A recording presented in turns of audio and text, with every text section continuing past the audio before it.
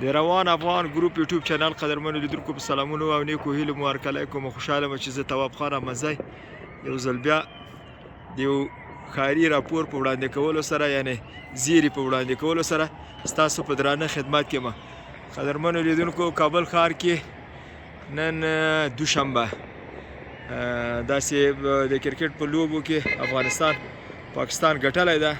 نو دلته نو کابلیان یعنی ښاریان د خوشحالي ډزې کوي، خوشحالي کوي او بس دلته په د کابل اسمان کې بس ډزې دي، هغه دي آتش فشانونه دي او آتش فشان ورته وایي، چې ورته وایي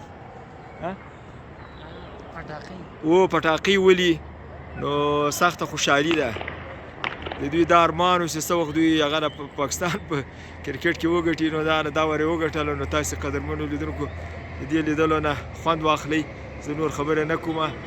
دا نو د کابل ښار ده، روشني ده، رڼایي ده، خلک کته پورته کېږي. نو زیاتره خوشحالي په پټاقیو او په هوایي ډزو باندې هغه لمانځل کېږي. کنې بیا هم دلته د امارات په شتون سره خلک جرأت کوی نه شي چې ډزې وکړي. کنې تېر حکومت کې خلکو به ډزونه کولو کورونه او بس ټول ښار کې به ډزو ډوزو. اوس نو ډزونه نه کېږي، دغه پټاقۍ ولي تاسې د ګورئ. بعضې ځایو کې پټاقۍ کېږي ویستل کېږي او بعضې ځایو کې ډزې دي. نو ما ته په دغه هغه کې داسې صحیح نه ښکاري کمره کې. تاسې به شاید وګورئ. دلته د ما یو وراره د دغه په بام باندې چک شوی دی دا هم ورته ګوري. دا هم ډېر خوشحاله ده. ما مالواله که خوشحالېږم بس دا د کرکټ لوبې دي، کله د ابا او کله د ادیب دا معامله ده.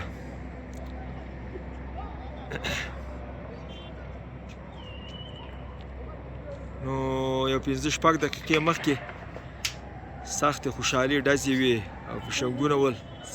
ما لږ ناوخته کړله قدرمنو دوستانو. لږ به نورم دوام ورکړمه، بیا به نو هغه بند کړمه ویډیو.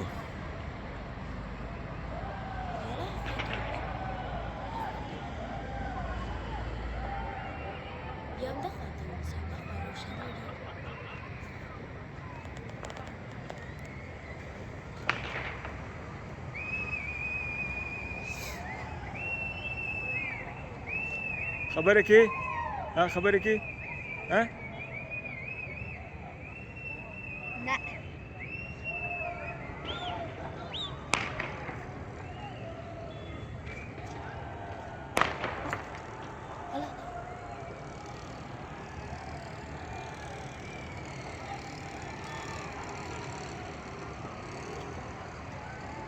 هغه ساحه کلوله پشته ده. په کلوله پشتې کې ګوره آتش فشانونه دي، د هغه پټاقۍ دي. زه ورته آتش فشان ورته وایم. قدرمنو لیدونکو په ما ونه خاندي، خو موږ د هغه کیسې باندې دومره خبر نه یو چې هلکان دا خوشحالي کې چې دوی ولي، خو دوی وایي دا پټاقۍ دي دا شی. خواته به دا تعمیرونه دي مخه نیسي کنه سخته خوشحالي کې. بس نو د افغانستان د لا بریا په هیله په دې هیله چې موږ په کرکټونو کې او داسې په نورو سیالیو کې او د هیواد په بیا رغونه کې همداسې مخکښه اوسو. تاسې په لویو بخو کې خدای سپارم. زموږ خپرونې قدرمنو لیدونکو سبسکرایب او لایک او شیروئ تر څو موږ سره دایم پاتې شئ.